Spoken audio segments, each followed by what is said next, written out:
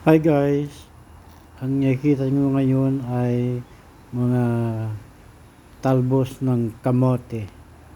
Tanom po yan ng aking boss. Ang dami guys, tignan nyo. Ang daming talbos ng kamote yan. Hindi nila alam kainin kasi mga Koreano yung boss ko.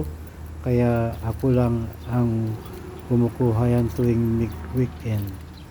Ang ginagawa ko po dyan guys ay aking nilalaga at sinasaw ko sa may bagoong na may kalamansi.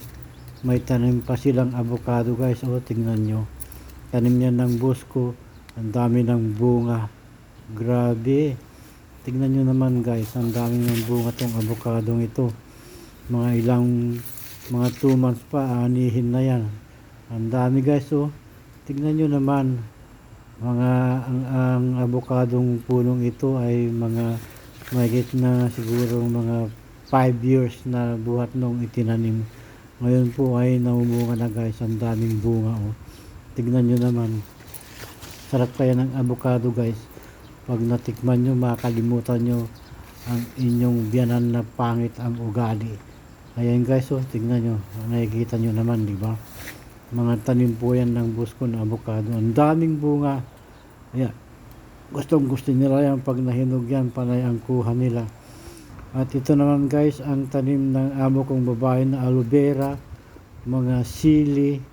Yan ang mini garden ng boss kong babae. Mga siling panigang. Kita nyo naman guys, ang daming bunga. Ayan po na marami ng bunga. Pwede nang anihin. May mga din siyang tanim, mga iba't ibang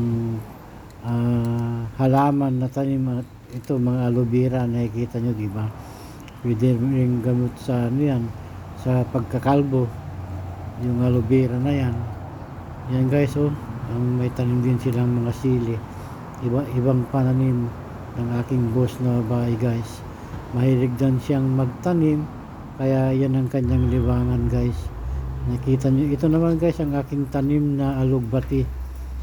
As you can see, ang dami ng mga talbos at dahon.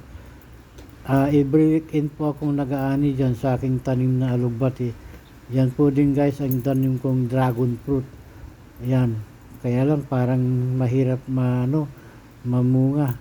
Ayan po guys, ang ganda ng pagkatubo ng aking tanim na alugbati guys. As you can see, di ba?